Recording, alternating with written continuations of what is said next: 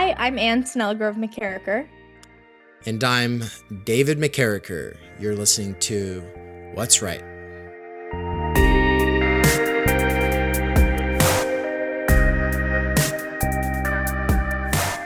And today we have a very special guest on, Helen Rollins, who we were so lucky to get to meet in person last year on our European tour. So welcome to the show. Thank you. Thank you so much. How is it going? We are very hot where we are and not equipped for the heat. It's just, No.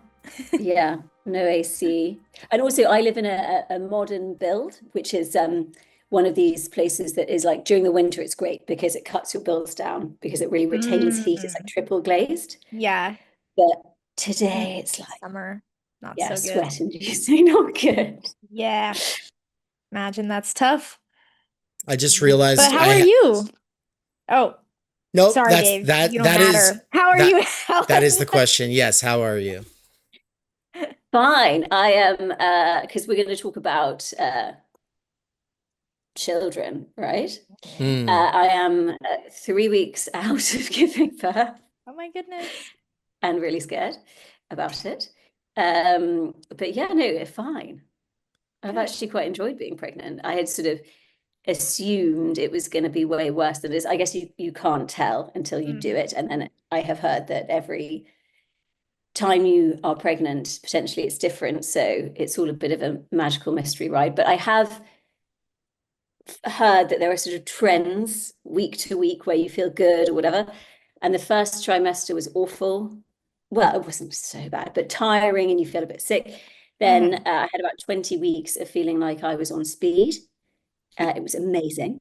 Yeah. And I really loved feeling like hyper caffeinated and, like, so that was great. And then I was like, I've changed my biochemistry forever and I feel amazing.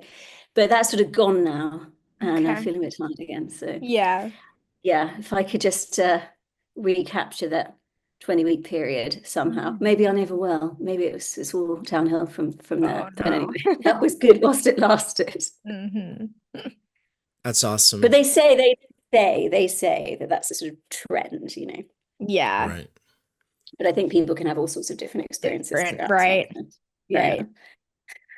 Well, exciting.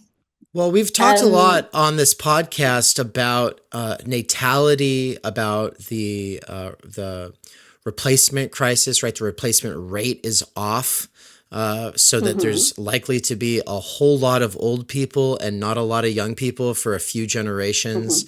And one of the big things, one of the ways that comes up in the context of wondering what is right, is like, why does it seem like it's always the progressive friends who are kind of anti-kid or just very, very sort of normatively loud about not wanting to have them.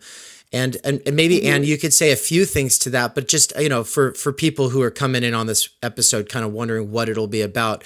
Basically, Helen, if I remember correctly, your position is, yeah, well, that's not a real left position. Like the real socialist position is very pro-family, is very pro-children.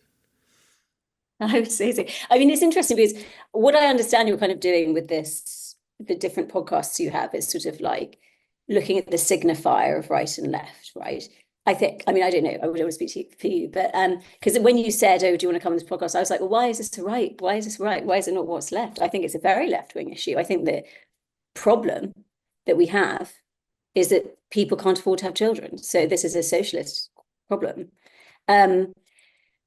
So yeah, and then this question of progressive, well, what does progressive mean? Capitalist is the most progress fetishistic phenomenon that we have, and obviously offers cultural progress or the promise of cultural progress at the expense of huge economic regression.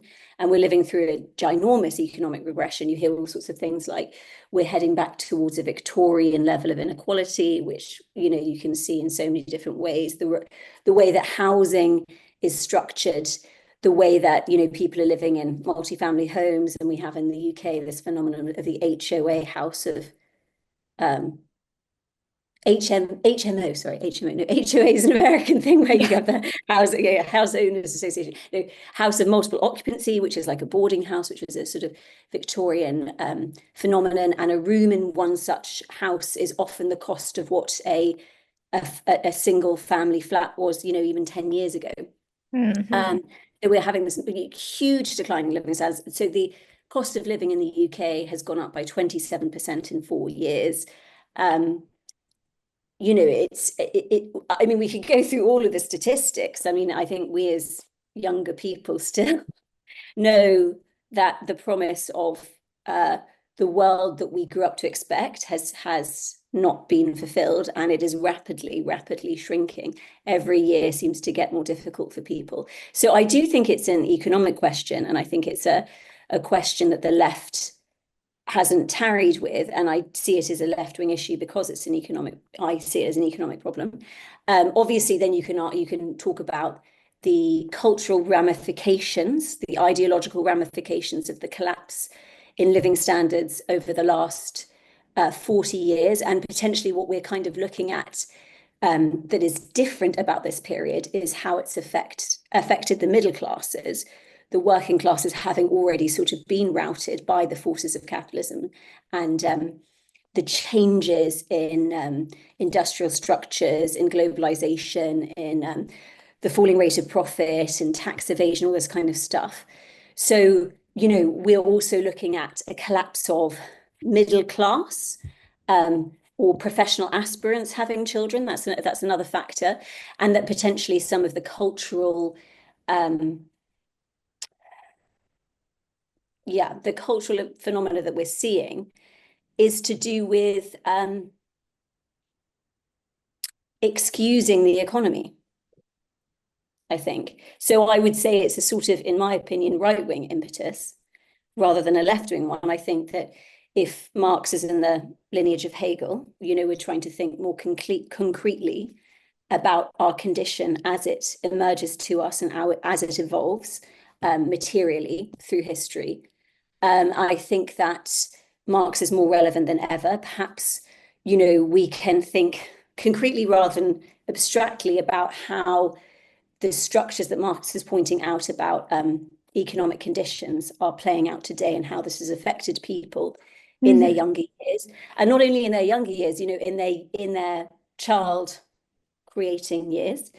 And I think that a lot of the cultural stuff is understandably existing because of the way in which capitalism or capitalist ideology blames individuals. So we would rather, as Freud points out, die than give up our fantasy image of ourselves. So the image that we create through the eyes of what we perceive the other to perceive of us in the sort of wider social realm. And we all are losing our footing, save a handful of people. And this is, getting to a smaller and smaller figure as monopoly capitalism sort of is one of these countervailing tendencies for the falling rate of profit.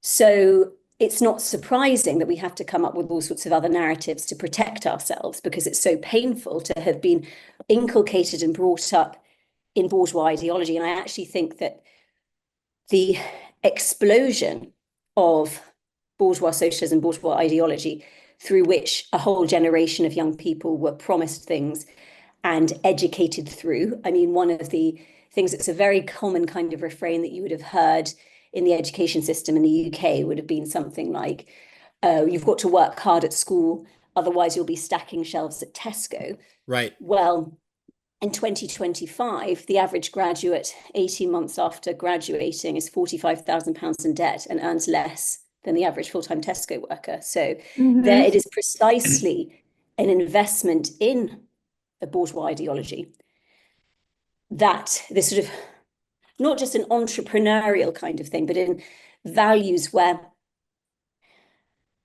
you are invited to participate in what is effectively a lottery, a bourgeois lottery, under the pretext that it is all within your control and it's just to do with meritocracy and hard work. And this promise is the very thing that proletarianizes you. So I think there is a massive mismatch between a bourgeois socialism that explicates on a cultural and ideological level, and helps us sort of save face individually when we have a massive corrosive economic problem that I really don't see. There are some people who are navigating and explicating and talking about questions of inequality and things like this. But in terms of how the falling rate of profit and the current countervailing tendencies that are playing out in global economics are really working, I don't think that we have the capacity to confront and digest it. And I think that the left is, for whatever reason, not doing so. Interestingly, various things that I have kind of seen, I do have a lot of friends who are pregnant at the moment, and I wonder why that is, whether people have accepted their condition, so they're kind of coming to a point of digestion and sort of ability to sort of symbolize what's going on, and perhaps like giving up on some of the bourgeois promises, so the sort of lifestyles that they imagine that they'd be able to bring their children up into. And this is maybe an indication that we're starting to be able to confront economic reality as it is, to make changes to improve the condition for everybody. And this involves, frankly, accepting that we are all, one of the lines I think is really important in the Communist Manifesto is that the proletariat recruits from all classes. And one of the ways it recruits from the middle class is through sacrifice, encouraged by an investment in the logic of bourgeois exception. So maybe that's a sign. I did sort of feel for a little while that things were getting better. Obviously, wars are playing out in various ways. People are feeling very shocked and stressed. So, I don't really have a simple answer, but I think overall, it is, for me, very clearly an economic question. And the ways in which people are willing to back themselves as the bourgeois exception are kind of understandable, given, this isn't, because I think sometimes people on the right can say things like, well, just accept what you have and make the most of it. And I remember talking about, not feeling I could afford to have children to a friend. And he was like, well, you can't afford to have middle-class children, but you could afford to have, just children in the way that everybody else does. But, it's not so simple as that. But you can also, precisely because, this is the logic, the quantum logic, the less, the more, the more.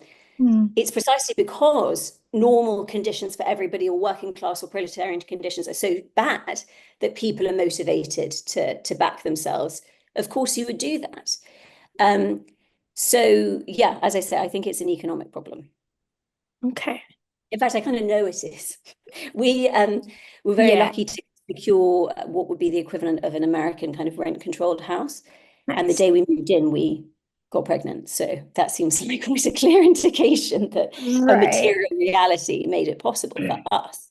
And it wasn't possible for us to expand our family where we were living before. So it's interesting to me that you have all these friends that are also pregnant, that a lot of people, because I think my experience is almost the opposite with all of my progressive left-leaning friends, is that not only do they not want kids, and for some it is like an economic reason, for some it's how could I bring a child into this terrible world. It's like, I've got upper middle class friends who are like, nope, not for me, never gonna do it. So I see a lot of the just like not only not wanting to have kids for various reasons, but then not liking kids or looking down on other people who are choosing to have kids. Like the story I always tell on this podcast, just because we've been talking about this issue with a handful of people, is like one of the first friends I made in Boise, where I went to college.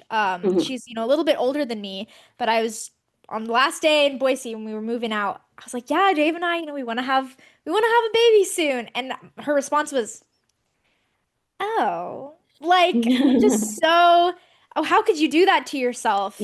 Are you sure? Like, have you gotten your good career and everything? Like, have you had the opportunity to live your best life before you have a kid? And so I wonder, like, from your perspective, or maybe Dave, if you have some thoughts on all of this as well, like, is well, like which came first, the chicken or the egg, the economic issues that then maybe brought Mhm. about this kind of justification or rationalization. Because it Mhm. is expensive to have kids. There's probably the way that like a lot of people grew up getting to go on vacations, always having, Mhm. quality food on the table, whereas now for a lot of people it's like well, they're not even going to be able to own a house. So rent is, Yeah. half that income Yeah. out the door already. So the cultural kind of reasons justifying, or is there like a coinciding of these cultural Yeah. kind of get women out of the oppressive home and into the workplace? Um, like this Yeah, both absolutely. I mean, that there's so coincides. many. TU is building a studio. I have officially cleared ground. I've been working on it for the last several months on and off, but am, as of this last week, beginning to get a lot more traction on the project because more money has come in. So thank you so much for those who have already contributed via donations for the TU studio. It's going to happen no matter what, but the question is when. If you want to help speed up the process, make things smoother sailing, and help me keep creating the kinds of content that you love, and even better, the kinds of content that is to come. There's a whole new era getting rolled out. If you want to help make it possible and usher it in smoother and faster, the best way to do that is to make a donation via the Zelle link up on the screen here. You see that QR code? Use that QR code. Once you have an account, that QR code should take you to where you can make the bank transfer with zero charge, which is really sweet, huh? Yeah, we love that. That's why we're using Zelle. Thank you so much for helping make this possible. Yeah, there's so many things there because I think one of the things, but I don't know how old you are. I'm 36. So Mhm. I think a lot of people my age, it's like when it comes to the crunch, we're going to do it. One thing I do sort of feel though is that, and maybe this is one of the kind of ideological kind of, um, uh, you know, fear-mongering things about having children. And obviously people have all sorts of different conditions and some people find it very difficult to have children. So, I have a lot of empathy there or whatever. But I think the age range is something that has been on blast. So I very much felt like I was running out of time. And Mm. then we were very lucky we got pregnant very quickly. But I come from Ireland and have lots of friends who had sort of Catholic grandmas who were constantly pregnant from say 22 to 45. So it's not like it's a novel thing that it's possible to have a child at sort of 38, 39 into your 40s. It's that it is actually kind of possible. And I think that there has been a sort of, but at the same time, there is a biological reality. And Mhm. but I think there's a few more years than we've been led to believe. And I think there is a sort of fetishization of youth that has happened for millennial culture for all sorts of different reasons. So maybe, I don't know if it's an age difference where maybe people, Mm. I definitely had a different, when I was sort of 25, I thought I wanted sort of 5 or so children.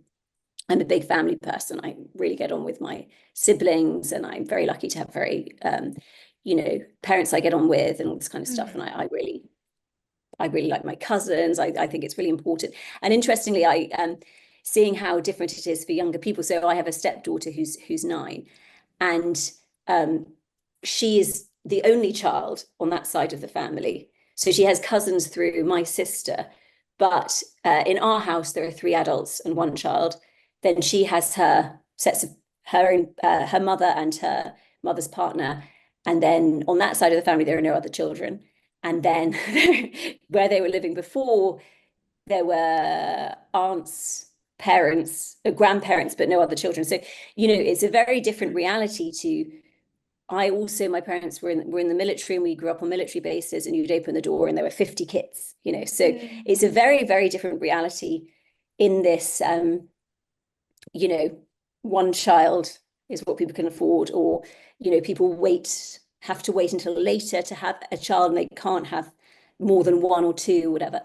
But, you know, I do wonder, but yeah, to get back, so when I was younger, I wanted a lot. Then I was in a situation where really for 10 years, there was no way that I could possibly afford to have a child, even in a sort of more proletarian sense, living with my parents. Just no, there was just absolutely not. And I came to find myself not wanting them. And then as soon as my situation changed, I found myself wanting a child. So I do think that, and this is a very psychoanalytic point, that, you know, we experience the world as imminently transcendent precisely because it isn't. I mean, we can take a long time kind of breaking that down philosophically, but that's the perspective I come from. And I think that we can feel that our desire is God-given or pre-exists us. But often desire is generated by the forces that surround us and by what is possible for us as well. So it's interesting how in a different situation, and it wasn't necessarily, I would say a more precarious situation, but also a situation that, you know, it looked like I may have been able to navigate it and become more financially secure. But again, the sort of lottery roll type situation. But I didn't want children for that period of time, but I couldn't have had a child in that period of time. So then I found myself desiring children. So I think that our desire is formed by a material reality. But then, and this is kind of like maybe a dialectical materialist point, it's like the culture does also affect desire. You know, ideology affects desire, and ideology, even if it's like coming out of matter, affects desire. And then ideology does affect the way that we structure society and the way that we make kind of decisions. And it is interesting because, you know, you hear about people talk about economics and this kind of thing. And, you know, I was watching a video actually that somebody sent me about Yanis, an idea that Yanis Varoufakis had about sorting out the question of tax in sort of a tech globalist society. And I think these are things that need to be talked about. But sometimes I think economists can kind of talk in a way that's too rational, like we're too rational in our decisions. And I think as soon as you throw in bourgeois values of exception, all of the rational decisions go out of the window. People are willing to back themselves to the death in the gamble of exception. So we're hardly ever acting in our best interest, I sort of think. But no, it is interesting. And you're right. I think you were bringing in things like questions of the environment and the world's so terrible, it's worse than ever. And of course, you know, there's all sorts of reasons why not to have children. But there's also a question of why. So I do think that we live in a particularly egregiously bad moment. And I think it's because of a collapse in living standards. So I always find statistics like kind of ridiculous. And I don't even know if you know, you read something online in an online article and then start spouting and it becomes a fact. But I read somewhere a while ago and it stuck with me that in some ways of reading the economic change in the last 50 years, we're looking at between the boomer generation and the millennial Gen Z generation, the biggest collapse in living standards since the Black Death. So of course, we're all going to feel very disappointed by this. But at the same time, can we give up on life altogether? And I come from sort of a Christian atheist perspective, I guess.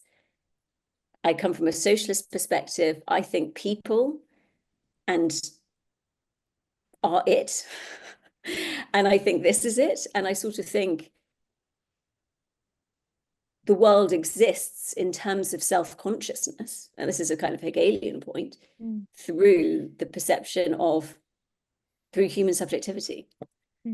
So without it, I mean, that's just my perspective, but I do also understand why people, you know, I have to say, especially in the first trimester when I was really tired, and I don't think it's just a girl boss question about having, you know, because obviously this girl boss ideology is just a capitalist cope and a way to extract more value from people. And of course, all these PMC values, and one of the differences I think I have between lots of people who have this sort of PMC cultural critique is that I feel sorry for the vast majority of PMC aspirants who are the surplus PMC, who may adopt the values of the PMC, but totally exploited and totally proletarianized. And we should have great empathy there as well. Right. But, you know, it's not just a question of having a career. It's a question of like, is there the support system for people who feel unwell when they're pregnant? You know, when Trump was sort of suggesting various things to improve the birth rate, he's talking about $5,000. It's going to do bloody nothing, you know, absolutely nothing. This is like a cork in the sinking Titanic. You know, the economic reality, and this is something that really does worry me, is how far we have dropped living standards, and how I really don't think we're even articulating what is going wrong. And how are people expected to bring up children in this environment when, you know, yeah, I mean, if you look at the statistics on, and you know, lots of my conservative friends have become pretty Marxist in their economic assessments, and really like people like Gary Stevenson, because this is a universal thing that is happening. You know, aside from Musk, Zuckerberg, billionaires, you know, people are getting proletarianized. There are very few life rafts left. You know, you might have a professional class job. You might be one of the lucky people that secures them. But, you know, you look at the statistics and Gen Z applying for professional class jobs, you know, they apply for 1,000. Anecdotally, a friend who has a first from Oxford, a master's degree distinction from another prestigious university, took a whole year to get a government civil service job without doing anything else. And, you know, if you don't have some sort of gift from the sky, like a subsidized house or an inheritance, what the hell are you supposed to do? Yeah. I do think it's really, really bad. Yeah. I think if it was easier to get a house probably at the age of 21 or 22, I would have likely settled down. I mean, I would have never thought about college. I mean, college was not on my horizon of possibilities. It wasn't even interesting. There was nobody in my life that motivated me to go, or that thought that was a good idea before the age of 20, you know? And so for me, it just kind of wasn't even a thing. But working entry-level jobs and trying to climb the ladder at those jobs, it's not a way forward to actually getting a house unless you do get like a solid management job. And I do know people who worked their way up into those positions, but obviously that's going to be a minority of people. Most people are either going to go to college or stay at the entry level. And if you stay at the entry level, you're not going to be able to afford the house. And so, you know, I do think that the CPE reduction, which is the critique of political economy reduction, like the assumption that base supersedes superstructure on these matters, is, if not always going to be the most useful, it is probably the most important countermeasure against the idea that ideas drive everything, right? So I do think ideology, especially this sort of progressive PMC ideology from the 20th century, especially from the 1970s, once the new left kind of gave up on the future and entered the institutions, that which, you know, Christopher Lasch is kind of really focusing on. I do think that is something that becomes a self-fulfilling prophecy. It's something that the media and Hollywood really pushes. It's something that parents who really care about their children's success will internalize and then instill into their kids. But it is based in real conditions, and those conditions are the ones where you know, it would have been impossible for me to even get the home loan. It would have been impossible for me to get it. And then even if I had gotten it because they had made it easier to get loans for a little while, I would have likely gotten roped into a bad loan, and then I would have lost a job in 2008. And then you know what I mean? So it would have been bad. And I had, for that entire period, I was like pretty like, no strings attached. Yeah, I want to date, but then once I end up in a relationship and then I start to develop feelings, you know, or, you know, if it was mutual, then we're starting to get more serious. There's still like not wanting to be overly committed thing that's there. And it is interesting to be like, well, how much of that might have been just the fact that it was literally impossible for me to think seriously about having a house? Mm-hmm. Yeah. I mean, the number of people I know who can't afford to enter a relationship. So you have this thing, you have the likes of, and I think it's interesting, there's been an explosion of these sort of YouTube influencers. And in some ways, it's really interesting. And I find them really interesting and sort of like, I feel like I'm having an itch scratched when I watch them. People sort of, these Caleb Hammer and all these people that sort of like analyze people's finances and whatever. And I think it's very helpful to be economically aware and to vouch for yourself and to make the right decisions. And we certainly were not brought up. Boomers, the credit line seemed to be coming. This was absolutely a distorted version of reality. Mm-hmm. But at the same time, you look at something like Dave Ramsey, which in some ways, you're like, okay, so he's saying things like you should spend 28% of your take-home pay on rent. And you think like, well, that's a great rule of thumb. And I think people should really think that because that's the world that we should create. But it's just not possible. And there are things like, well, move out of a city. And I agree that there are, there's always things to look at and maybe you can consider whatever. But jobs are in the city. And also, as soon as other people start, because of the way that value works, clocking that something leaving and going somewhere else, it's the same logic as sort of the gentrification impulse, which is an interesting impulse, that interesting way that gentrification has been sort of framed culturally, because it's also to do with the proletarianization of the middle classes looking for a good deal. This then pushes up the prices because it starts to become desirable and everybody sees it as an option. So, this individualized, whilst I appreciate people sort of saying, have you thought about this? Have you thought about, be educated on how interest rates work so you don't get screwed by ridiculous loans, and, think about, is this actually a promise that's here to exploit you or to make your life better? But individualizing the problem is not conducive. But I do think that it's interesting as well, because I think it is not like material questions of materiality. So Dave touched on ideology post 1970s. And this is where I know that some Marxists really don't like French theory. And I think this is to do with a bad interpretation of French theory through secondary, tertiary thinkers that has sort of like taken place in the bourgeois institution, the hyper-exploitative institution of the university, where the question is, can you do philosophy anymore?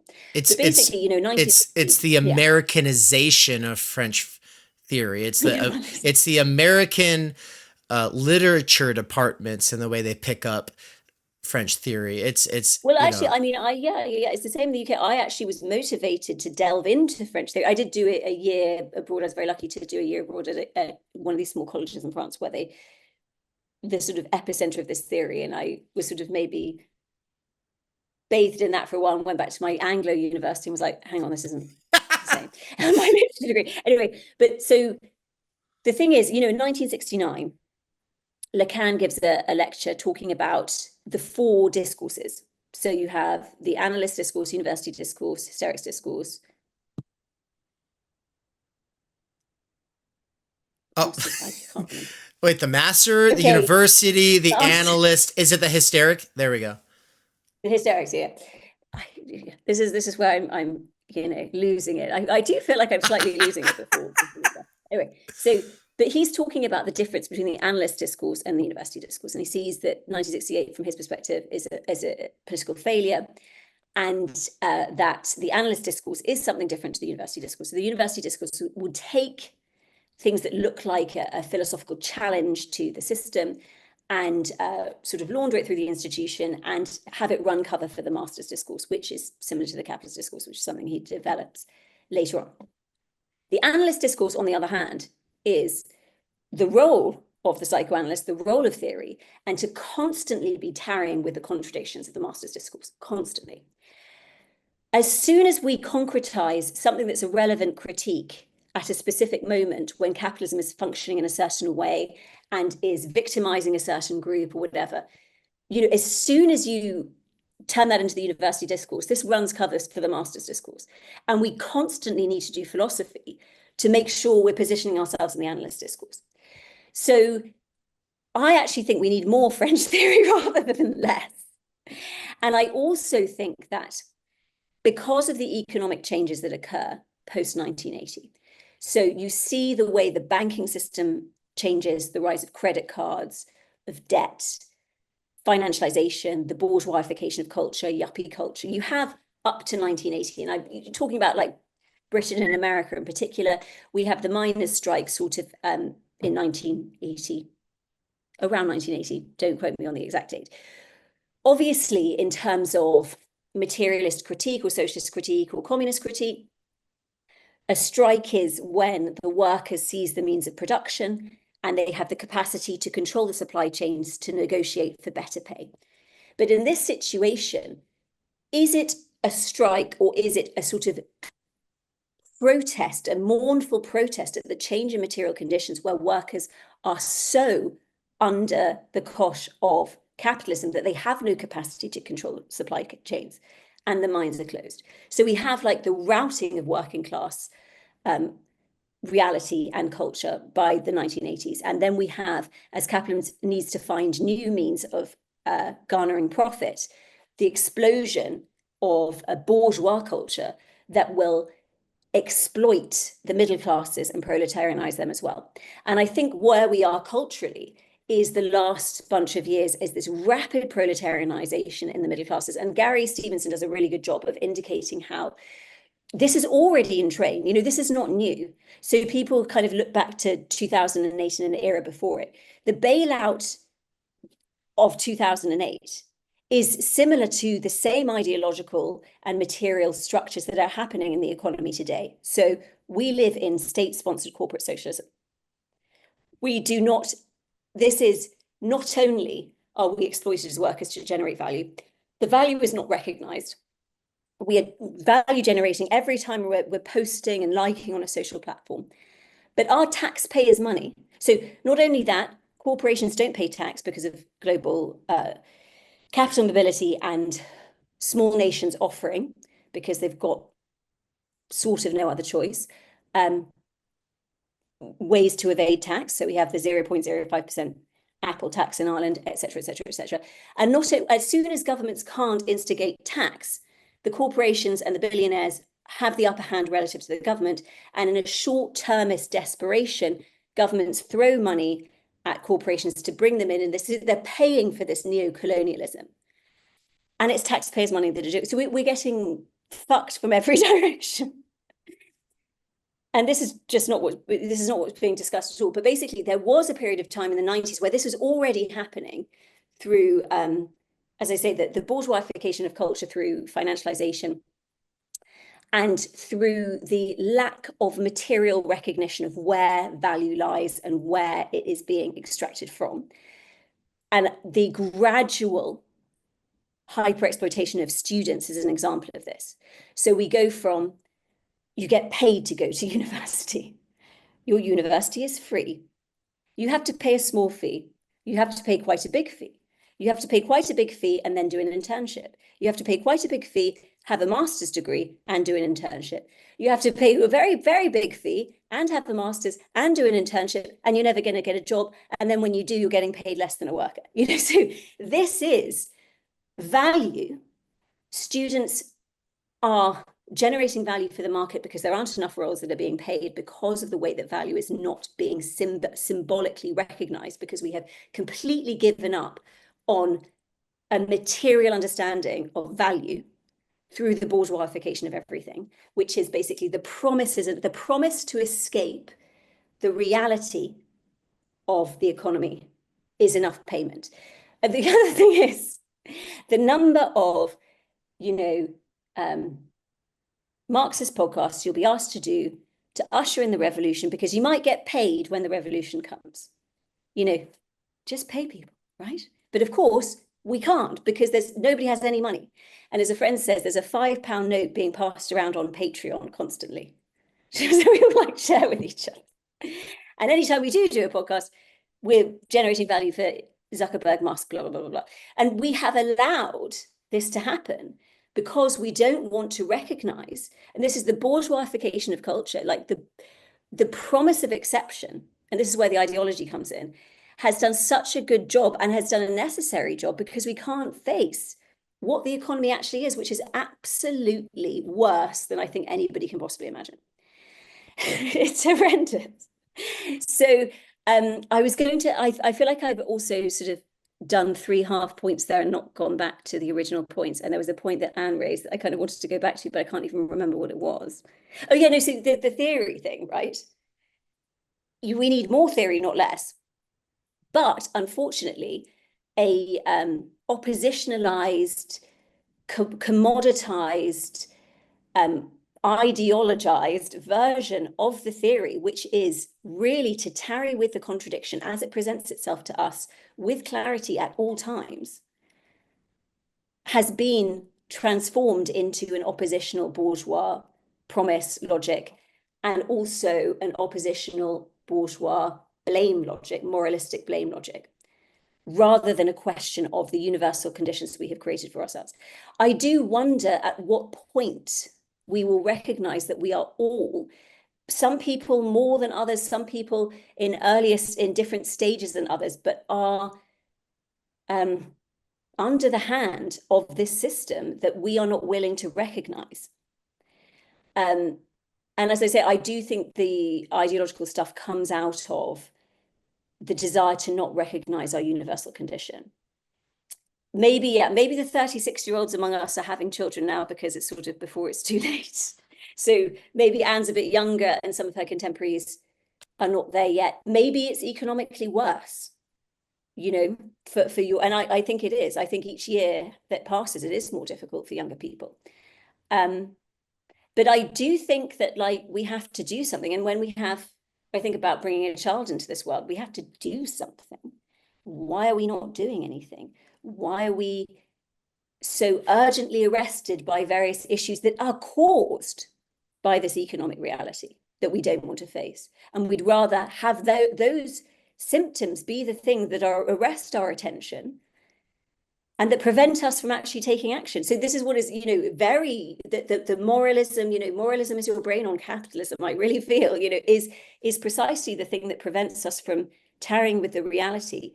And I think in terms of where the pockets of hyper-exploitation and bad economics are happening, people will be really surprised, because I think culture has done such a good job of mystifying it. This is why we need more theory, not less. So a friend has written a book, or is writing a book, about the role of money in 19th century literature. And I think that money can be critiqued in this way because the role of exploitation and the value assignment is clearer in this sort of stage of capitalism. As the rate of profit decline through automation, we have to find more and more ways to mystify where value comes from, to exploit further. So when you come to 20th and 21st century literature, it's less possible to talk about money as this sort of manifest signifier that he's writing about in 19th century novels. And this is where we need critical theory. It rises out of the necessity that we do such a bad job of understanding the economy. So we need this theory to theorize. As soon as you have, Mladen Dolar said that Lacan was the only living Marxist at the time, basically, because as soon as you have bourgeois values, you have to critique desire for oneness and alterity. You need psychoanalysis. The trouble is, of course, the impetus of the bourgeois logic of exception is to use the very things, it has always been moralistic. If you look at the event where Leopold II, there's a sort of conference on dividing up Africa, and Leopold II vouches for himself to take on the Congo. And he's talking about social justice and improving people's living standards. Of course, you can say anything. This is what we know in psychoanalysis. Your word, you can't take the word, you take word at its face value, but you also take the word at its, infinite possibility for lying. So we need more critical theory, not less. But it is true that a version of critical theory is precisely the thing that's mystifying. So this is the difference between the university discourse and analyst discourse. But I think it's an urgent question. And I feel really sorry for all these people who, I sort of feel like I maybe missed something as in I feel very lucky to have one child, and I also have a stepchild, and I feel very lucky to have another child to care for and to be part of my family. But I have experienced pregnancy and I kind of liked it. And I'm like, maybe I should have had 5 kids. But that, you know, that was not possible. So. Right. That's almost like a testimony that I think people need to hear and need to think about. And I want to kind of bring it back to the question of the average or general woman versus the kind of woman who's going to make it through the university and then 10 years later still be crushing it on whatever career path came from that university experience, right? Obviously, that person is not the average, but often that person either speaks for the average or attempts to speak for the average or tries to influence the average. And so Anne read a little book by Barbara Ehrenreich and this other woman, I forget whose name, I forget her name, but Anne, maybe you'll have something to say about that. But it's kind of, I think part of the thing is, you know, back to the ideology point, the self-fulfilling prophecy of a self-defeating group image, right? An unrealistic horizon of possibilities, or you know, one that will not map to the long-term interests of the general population, and how that gets reproduced through the media class or professionals. One of the things that a sort of feminist narrative has done, and you know, I don't know if this works with the book. I think it does from what Anne said about it, is that, you know, there's a sort of narrative about how women were just subjugated chattel. They didn't get any agency, versus one that says, no, but women were always the backbone of civic infrastructure. Which is to say, all community organizing was women building trust relationships with one another, and that if men could not keep them happy in those trust, you know, then it wouldn't go well for those men, right? That there was this balance, and that there's always been, well, or at least through most points of history. Obviously, it gets really bad in certain times here and there. And then capital made it especially bad. And then the world wars made it even worse. And so that, you know, the actual conditions did change. But the role of a woman, which you're not even supposed to talk about anymore, right? You know, but the traditional role was not chained to a stove, hidden away in the house, but was actively doing community organizing, actively raising families across intergenerational lines and across religious and political divides through civic institutions. Working class institutions used to exist, right? They were independent of these sort of NGO networks that exist today. And so to that point, I have this quote by Christopher Lasch that I want to read. I'm going to share it in the chat here, but it's something that I'm using in this video essay that I'm currently working on. So I thought I'd share it here before turning it over to Anne, because the whole sort of bourgeois ideology, this exceptional status that you keep coming back to, I think it goes really well with that. And so it goes like this. It says, without intending to, the managerial and professional elite ruling class, plus those falling professionals clawing over one another to join the higher ranks, I added that in brackets, but you know, this is who he's referring to, has created new forms of illiteracy, even in the act of setting up a system of universal education. It has undermined the family while attempting to rescue the family. It has torn away the veil of chivalry that once tempered the exploitation of women, and has brought men and women face to face as antagonists. It has expropriated the worker's knowledge, his craft, and the mother's, in quotes, instinct for child rearing, and has reorganized this knowledge as a body of esoteric lore accessible only to the initiated. The new ruling class has elaborated new patterns of dependence as effectively as its bourgeois forebears eradicated the dependence of the peasant on his lord, the apprentice on his master, and the woman on her man. And I think saying the woman on her man is probably Lasch being a little edgy. But Anne, I'm wondering if there's anything you'd want to add to that based off that Ehrenreich text. This is the expropriation thing. Yeah. Hate to interrupt, but we would be remiss to not share an advertisement from our sponsors. And we're not sponsored by any corporate or state entities other than ourselves.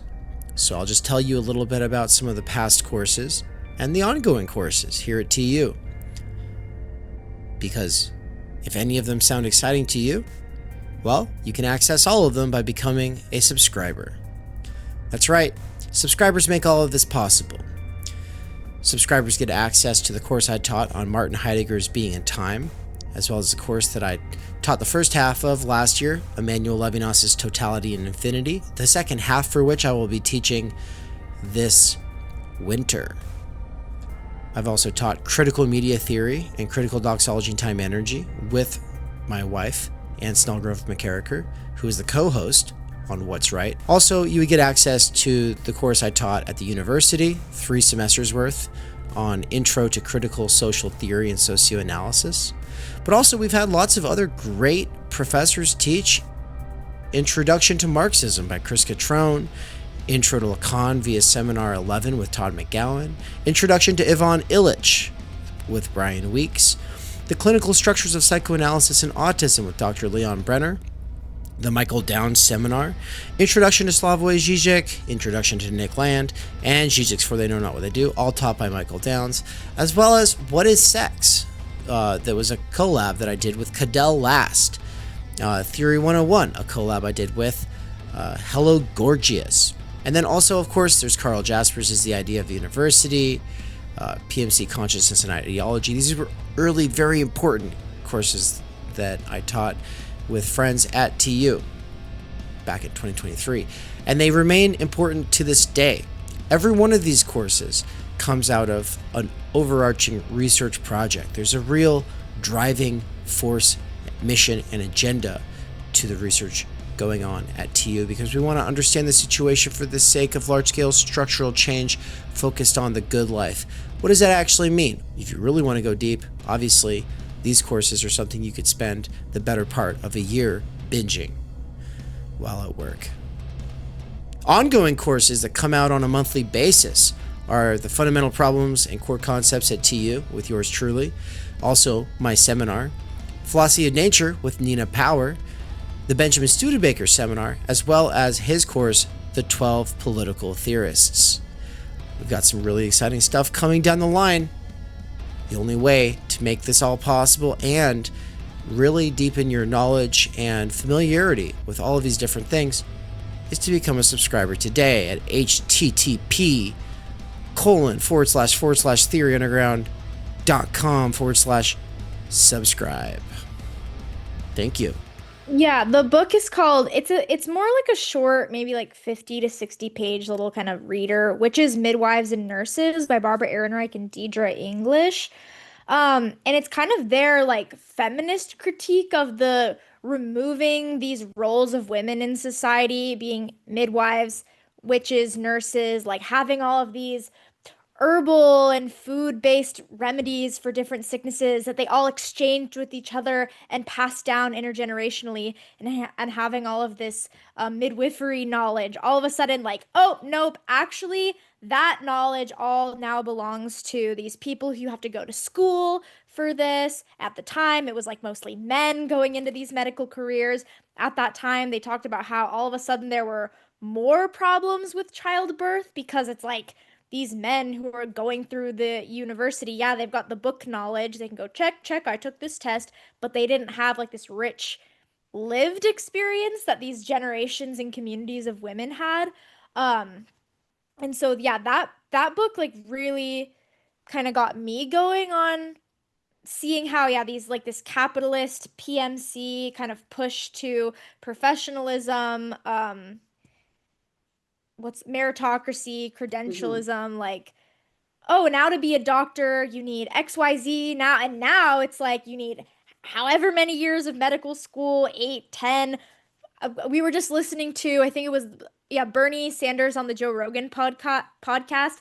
And he was saying that, like, for some medical students, $500,000 of debt over the course of their education is not uncommon. Like, this used to be something that just like the women in the community they just did it. They just Mhm. helped other women have kids, and they knew how to raise kids, and they knew how to heal, like the cold and stuff. And now it's like these women, $500,000 in debt, will probably never be able to afford a house or their own child. Like just the difference there. Yeah, when we talk about the woman's role, Mhm. yeah, women used to play such an important role, and that got, yeah, kind of expropriated away into, Yeah, oh it no, got this is for the commoditized. men in the university. Yeah. Yeah, it's interesting because I think something that's really interesting about this 500,000 in debt, and dentists apparently it's even worse, and the possibility for to earn back the debt is, and of course the issue is, of course we should have universal education. Of course those who aspire to be doctors should be educated. Of course, we can, because nothing is ever simple. This is something that I really am worried about today. I was in a coffee shop the other day, and I think this emerges with this sort of, if you're not with me, you're against me logic, which again, if we're thinking in a leftist perspective, or that we're in the lineage of someone like Marx in the Communist Manifesto, says so a few times, the enemy of my enemy is not necessarily my friend. So I was in this coffee shop, and these two young guys having this conversation, and I just, always eavesdropping, I'm such a nosy person, but they were saying, oh, it's terrible. As soon as somebody talks about nuance, they're on the side of the oppressor. And it's terrible if you can't come from like a really strong position. You're a coward.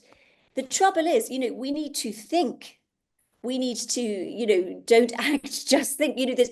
We actually need to do more thinking, not less. And the immediacy, this is obviously, in Anna Cornblue's work, she recently published a book called Immediacy, really gets us confused about how we have to, and I find it difficult to think about things in a dialectical way, because we are so encouraged to think oppositionally. Because of course, this is it's true, absolutely, we have lost a lot of this knowledge. Things like capitalism loves a problem.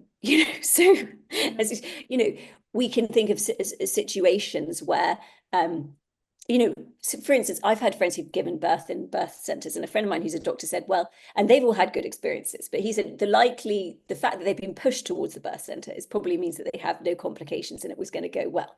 So there is this question of, the hospitalization thing. Well, you're likely to be pushed towards the hospital if you have complications, and you're likely to have complications. But it's not bad to have medical knowledge. It's not bad to have these advances. And it's not bad to go to university. What is really bad is 500,000 in debt, which, what happens, and it's the same thing with the women in the workplace. The normal working person is like, you can go to university as well. You have free access to the market. Well, this person's parent can pay for it, but you have to go 500,000 in debt. And not only that, the interest rate is 8%. So this is a way not only to offer with one hand the possibility to freely access the market like everybody else for somebody who is in a more proletarianized position, but on the other, to exploit them forever in a way that they wouldn't have been exploited if they went to the university. So we have this multiplicitous issue. And you're absolutely right. This is something that Marx talks about as well, that I think is sort of slightly there in Lasch, although sometimes I think Lasch is like quite deliberately provocative in the way he's writing. Not that Marx wasn't, but potentially in a slightly different direction.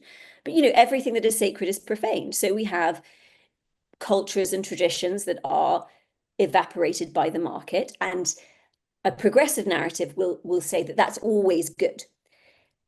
So maybe sometimes, and one thing that I think is quite good is that in my house, my husband does loads of the housework, which I see in my parents' house wasn't really the case. So that's better.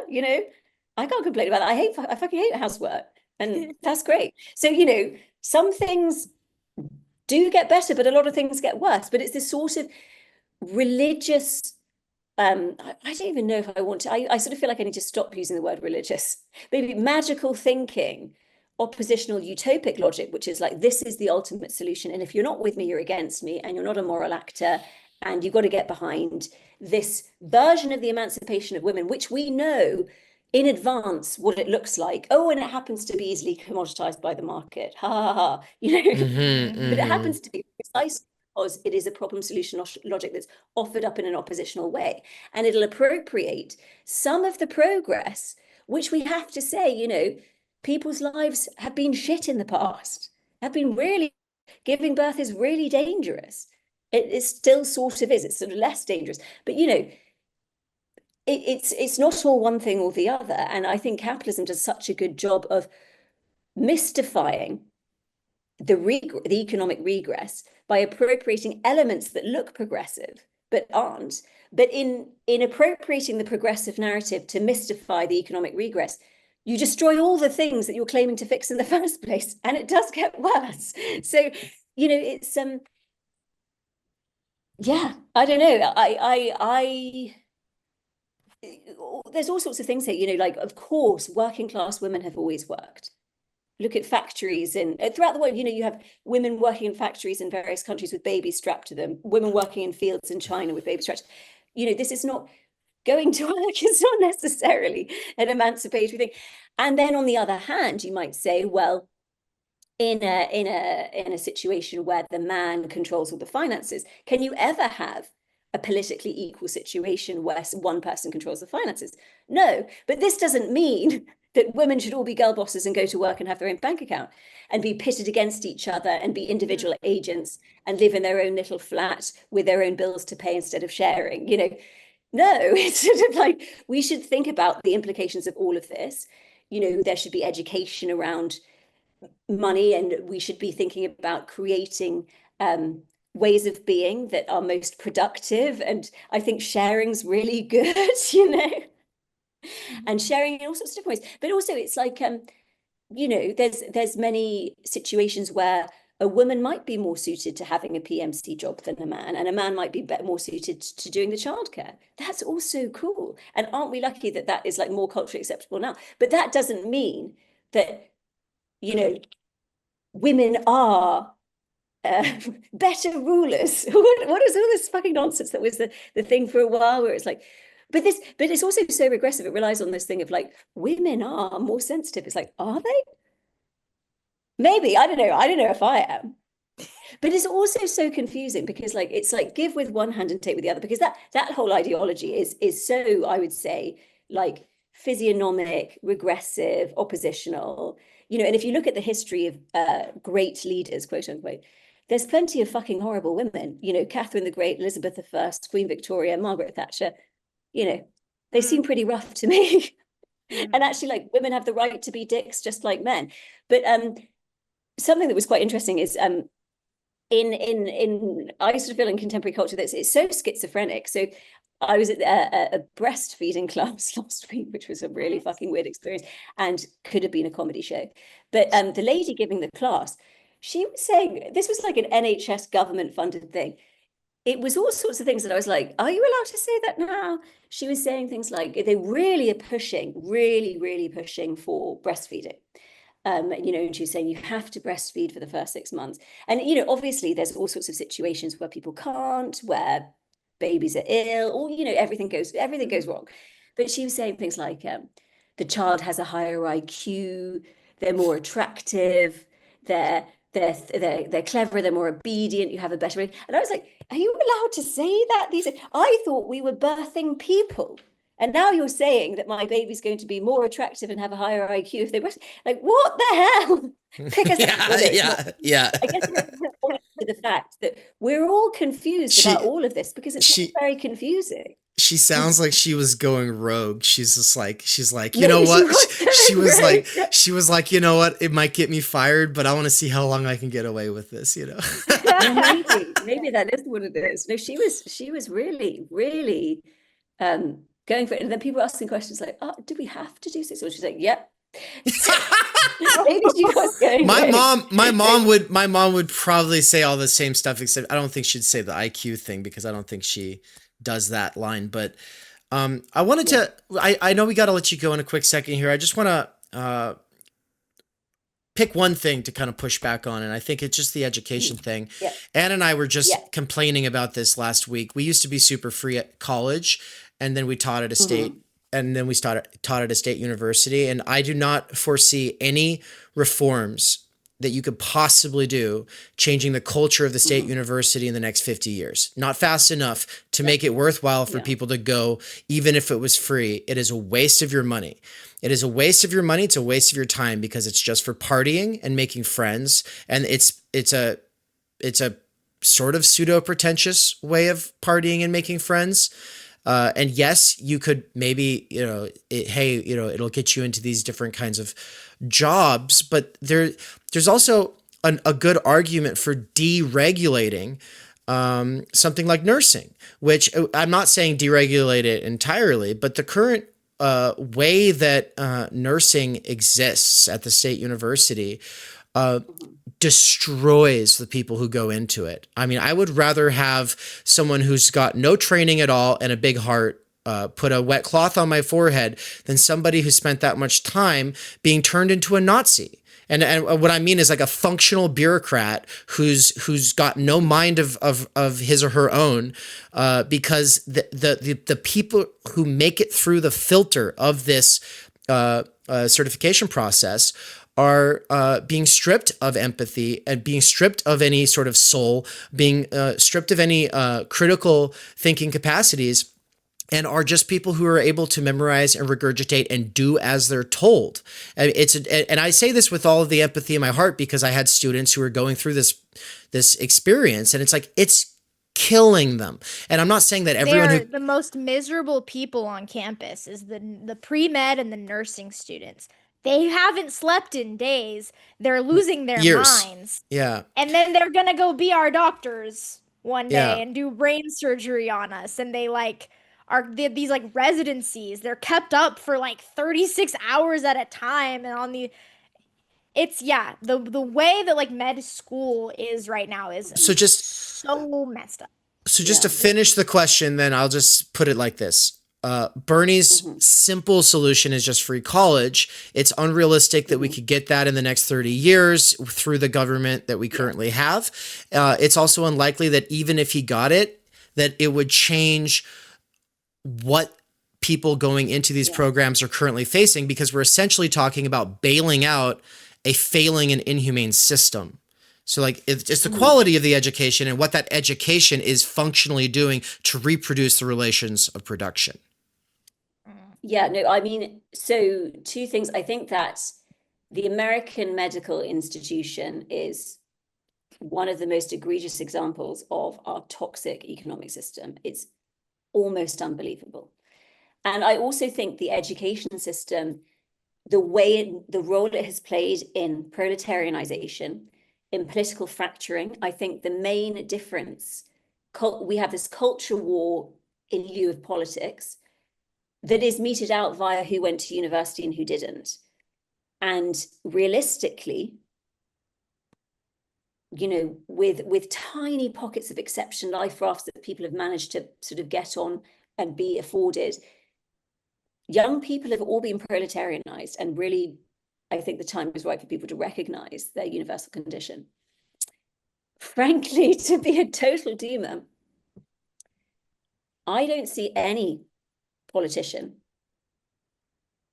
articulating what is really the economic problem. And there is no solution I can see beyond. And this is, okay, so we also, this binary as well is something I really, really stress about in terms of backlashes against globalism, quote unquote. Internationalism and globalism are not the same thing. Nationalism is antithetical to socialism. So, not only when people say, oh, Hitler was a socialist, it's like, well, of course, firstly, it's like saying the PRC, or do we really think that China's communist? Do we really think that the Congo is democratic? Come on, guys, just because you say something. But nationalism and socialism are antithetical to each other. It drives a impetus to vouch for the exploited, to be denied by an alignment via a different kind of abstraction. And we have a huge fetishization of socialism culturally through nationalisms, failed nationalisms that have kind of existed in the 20th century. That's a whole other thing to get onto, and the role of small nations in our economic condition. National liberation. Internationalism is very different. right? And we live in a world where unless we can find a way to globally impose tax, how do we get out of our condition with the accumulation of value in fewer and fewer hands, the meddling of, whoever individual it is?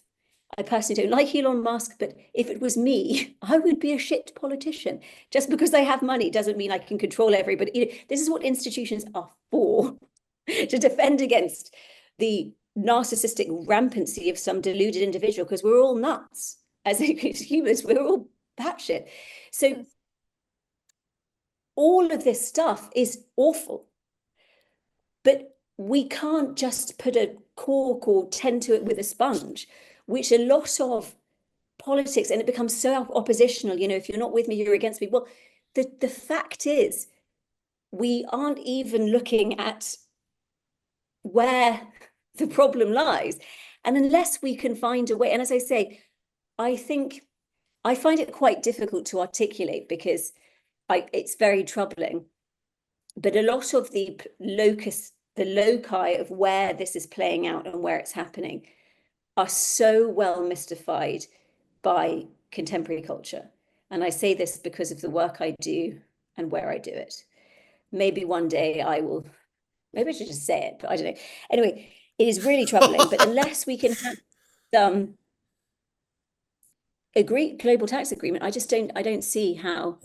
No. I was talking to my dad earlier about, our governments are going bankrupt. Well, of course they're going bankrupt because normal people don't have any money, so there's no money to tax from us.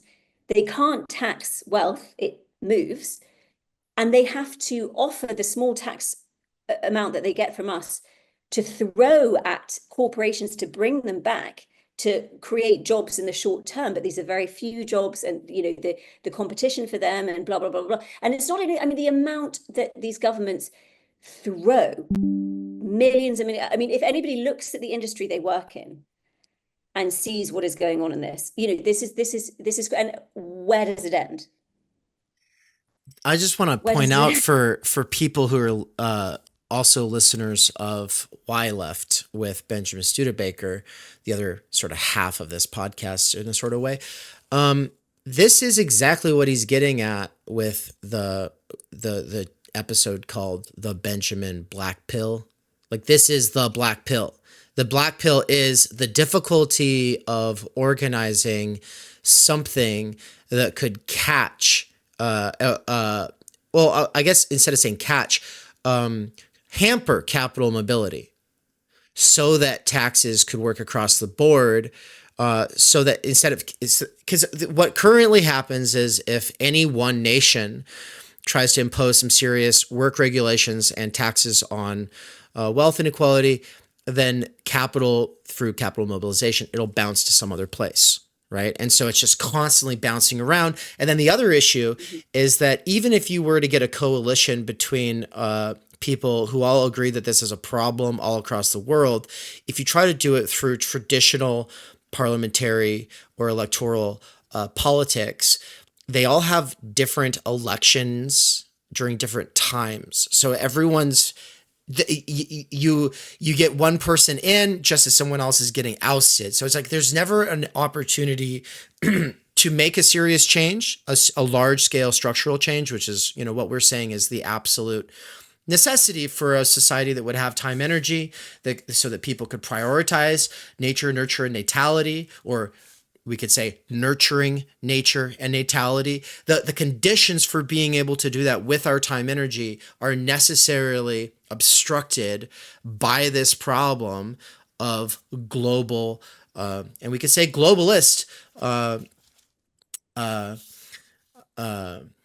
capital mobility. And nationalism is itself a symptom of globalist capital mobility because it's a reaction to it. Yeah, it's a reaction, and people really need to see the difference between internationalism and nationalism. And there's a real fetishization. I think that a lot of what the left.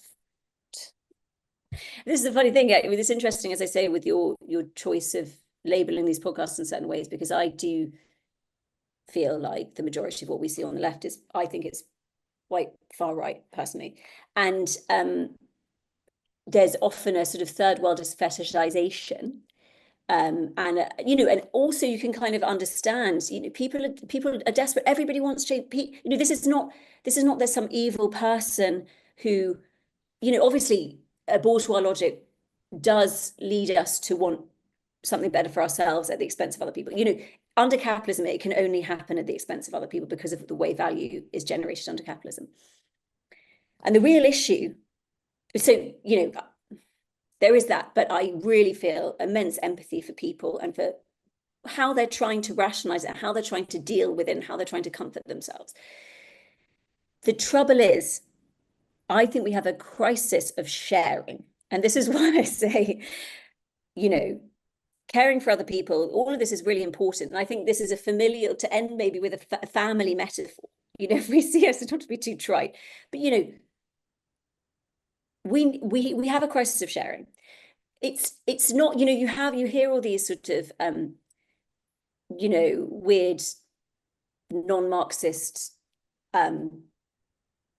like solutions offered in terms of best-selling books that appeal to people, things like fully automated, blah, blah, blah. The issue is not sacrifice, but value sharing. We have an issue with the assignment of value, so recognition of where value comes from. And I think people are doing great work studying social media platforms, how we share, how we participate, the kinds of things that take off, the kinds of things that capture our attention, and how this generates value for billionaires, et cetera, et cetera. So we have a failure to recognize where value is coming from and where it's been appropriated for. And we have a crisis of sharing the profits back. And we cannot have a society, things are political as soon as you have two people with diverging desires, which are absolutely the case for everybody because of the nature of subjectivity. We are the same in our difference, and lack instigates a potential fracturing into an infinite structure of desires, which are also at the same time affected by material reality. And there are all sorts of, mimetic ways that we sort of look for recognition and all this kind of stuff. So it's a really complicated thing. But in that situation, you have potentially a commons that needs to be shared out. And we don't do politics anymore because politics is the tarrying with the different diverging desires and with the sharing of value. Value is extracted in different ways from different people.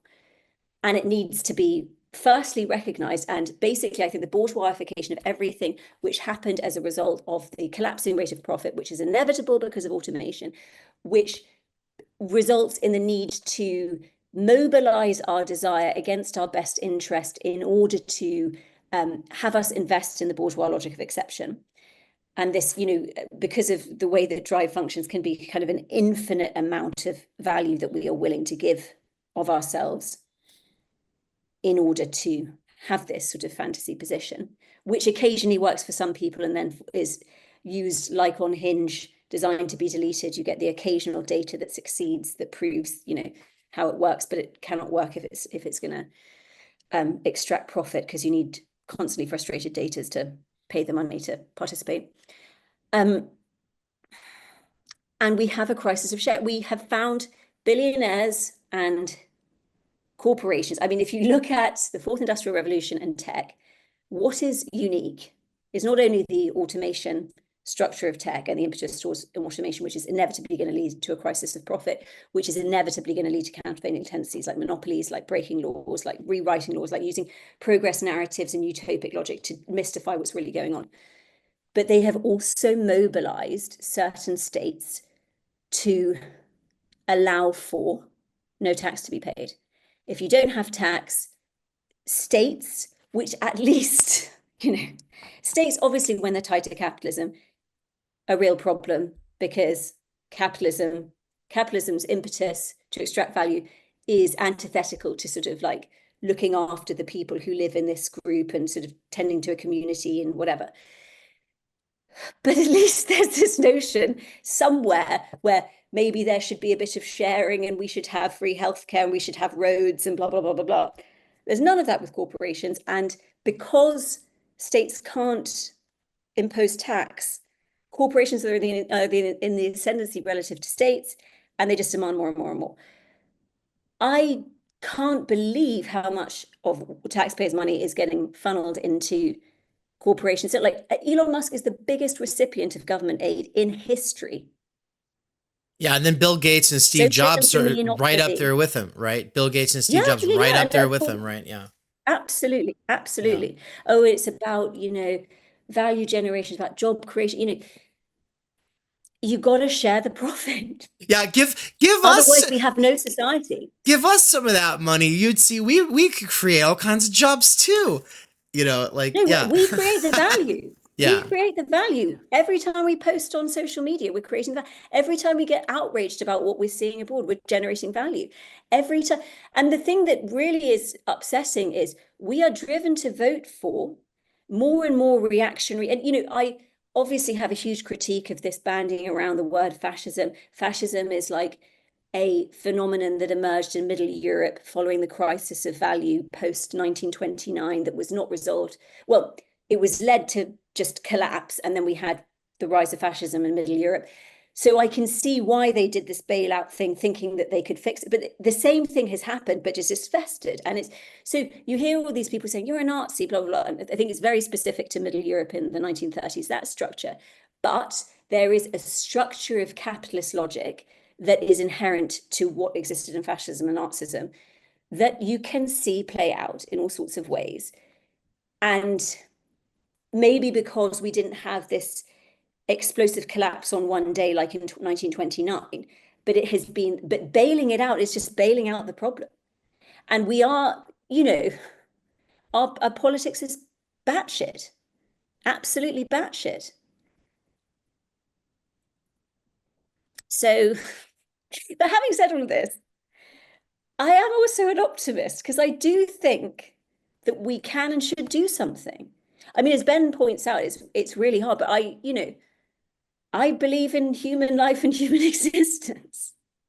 I believe in people and community, and maybe I'm going to start crying because I think humans are it's amazing. I mean, when you think about what a human is, and are we just willing to give up on that because we can't face what the economy we've created? Mm-hmm. Yeah. I think, yeah. Anyway, sorry. It's a really good spot to close out. Actually, we've got a problem, and I think just foreclosing the future and just giving up on it entirely and not allowing yourself to even think about a future family, not you, but just the general, I think, tendency that we're seeing. I even hear my peers, there was, a few months ago, some talk about, the odds that this meteor that NASA found it's now a 4% chance that it might hit the Earth. And they're like, do it.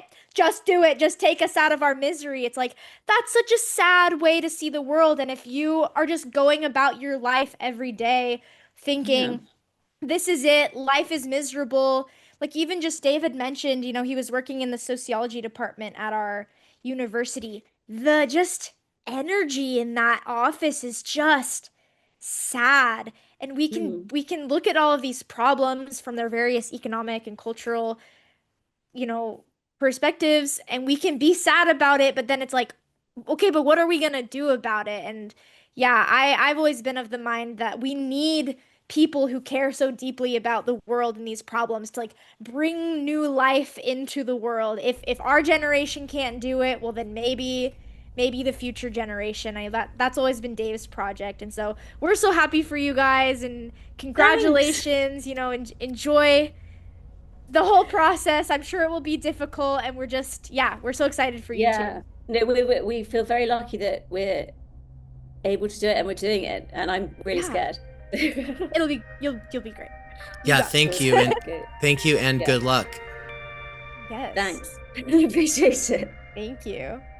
Subscribers get access to all past courses at Theory Underground, as well as ongoing courses taught by David McKerracher, Benjamin Studebaker, and Nina Power. Subscribers also get access to monthly research seminars, and the higher tiers of involvement unlock discussions and one-on-one small group tutelage. So if you're like me and you're never a huge bookish kind of person, but somewhere along the way you got really into listening to educational materials, if you got really into listening to podcasts and then books at work, if you love going deep into ideas, but you're just not a traditional bookish kind of person, well, this is where the alliance between people like us and people who are more bookish and specialized are able to meet, to work through these things, and do so in defense of the human, in defense of our dignity, in defense of our common humanity and our intellectual integrity.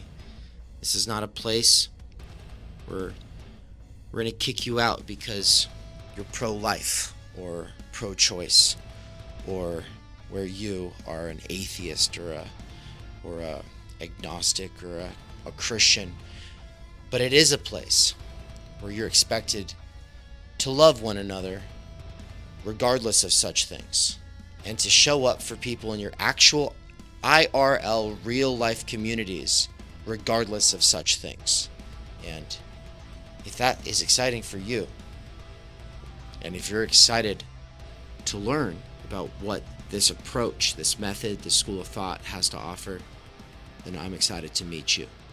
Subscribe today.